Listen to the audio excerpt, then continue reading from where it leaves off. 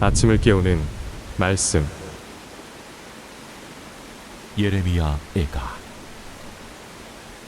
제4장. 슬프다. 어찌 그리 금이 빛을 잃고 순금이 변질하였으며 성소의 돌들이 거리 어기마다 쏟아졌는고. 순금에 비할 만큼 보배로운 시온의 아들들이 어찌 그리 토기장이가 만든 질항아리 같이 여김이 되었는고. 들깨들도 젖을 주어 그들의 새끼를 먹이나 딸 내 백성은 잔인하여 마치 광야의 타조 같도다. 젖먹이가 목말라서 혀가 입천장에 붙으며 어린아이들이 떡을 구하나 떼어줄 사람이 없도다. 맛있는 음식을 먹던 자들이 외롭게 거리거리에 있으며 이전에는 붉은 옷을 입고 자라난 자들이 이제는 거름더미를 안았도다. 전에 소돔이 사람의 손을 대지 아니하였는데도 순식간에 무너지더니 이제는 딸 내 백성의 죄가 소돔의 죄악보다 무겁도다. 전에는 존귀한 자들의 몸이 눈보다 깨끗하고 젖보다 희며 산호들보다 붉어 그들의 윤택함이 갈아서 빛낸 청옥 같더니 이제는 그들의 얼굴이 숯보다 검고 그들의 가죽이 뼈들에 붙어 막대기같이 말랐으니 어느 거리에서든지 알아볼 사람이 없도다.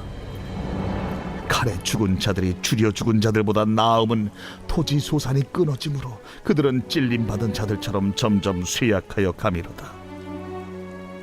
딸 내 백성이 멸망할 때에 자비로운 부녀들이 자기들의 손으로 자기들의 자녀들을 삶아 먹었도다.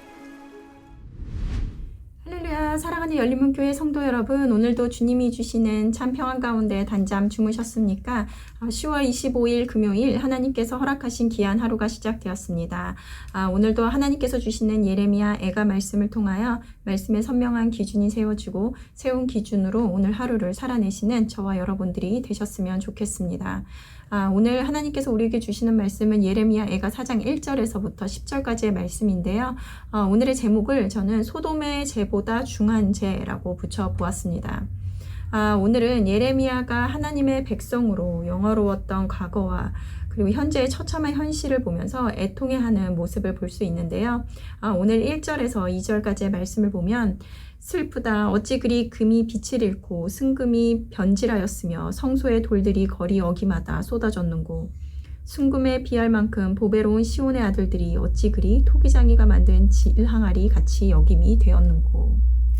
하나님을 사랑하고 말씀에 순종하며 찬양하던 순금과 같은 그의 백성들이 이제는 심판을 받아 어찌 질항아리와 같은 신세가 되어버렸는가라고 하면서 현실의 상황을 비통해하고 있습니다.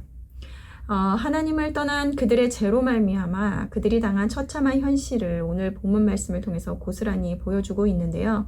먹을 것이 없어 젖먹이가 목말라서 혀가 천장에 붙고 그리고 눈보다 깨끗하던 산호들보다 붉어 윤택했던 그들은 얼굴이 숯보다 검고 가죽이 뼈들에 붙어 막대기같이 되었다라고 이야기를 합니다. 심지어 먹을 것이 없는 상황에 자기들의 손으로 자기들의 자녀를 삶아 먹었도다 라고 하며 어찌 보면 눈에 보여지는 현실적인 상황에 대한 절망보다 그 처참한 상황을 맞닥뜨려 상상할 수조차 없는 그 잔인한 죄의 본성을 마주하게 되는 것이 더 서글픈데요. 오늘 3절에서도 들깨들도 젖을 주어 그들의 새끼를 먹이나 딸 내 백성은 잔인하여 마치 광야의 타조 같도다. 이렇게 이야기하고 있습니다.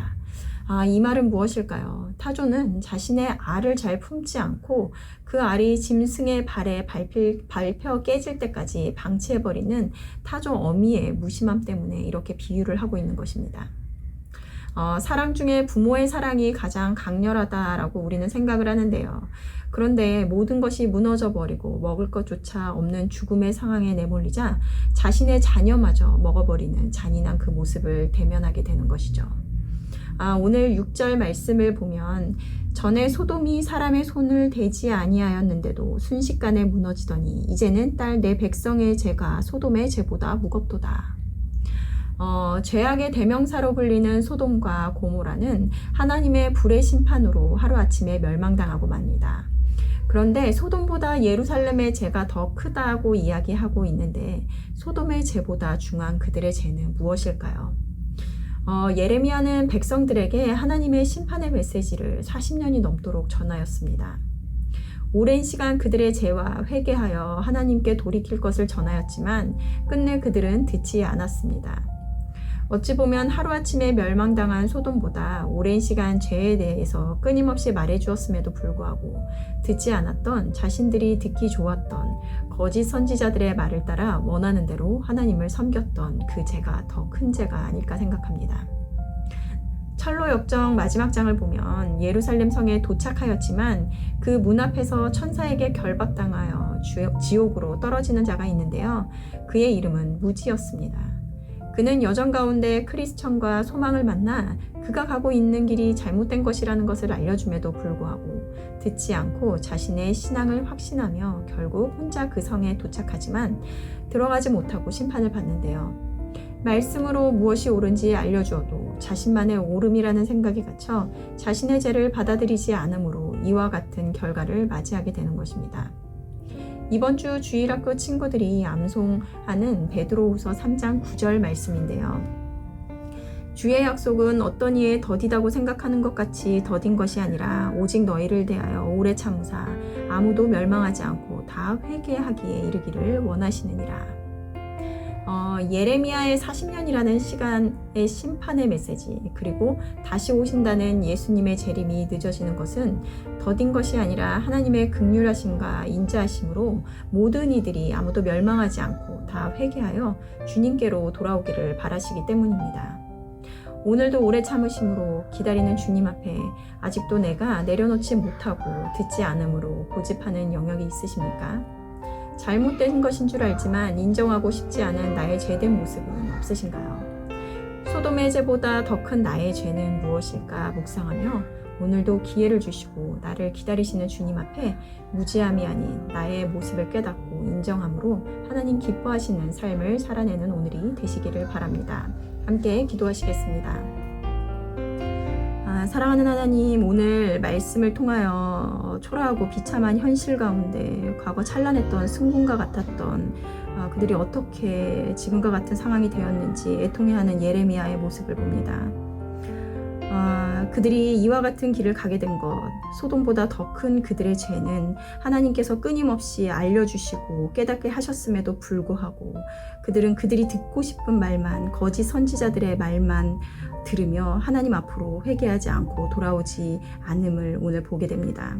여전히도 나의 한계를 내려놓지 못하고 깨지 못하고 나를 주장하고 있는 영역이 있다면 오늘을 말씀을 통하여 나를 돌아보게 하시고 또 오늘 기다림으로 오래 참으심으로 우리들을 기다리는 그 주님 앞에 오늘도 겸손히 나를 낮추고 내려놓는 오늘 하루가 될 수 있도록 하나님 인도하여 주시옵소서.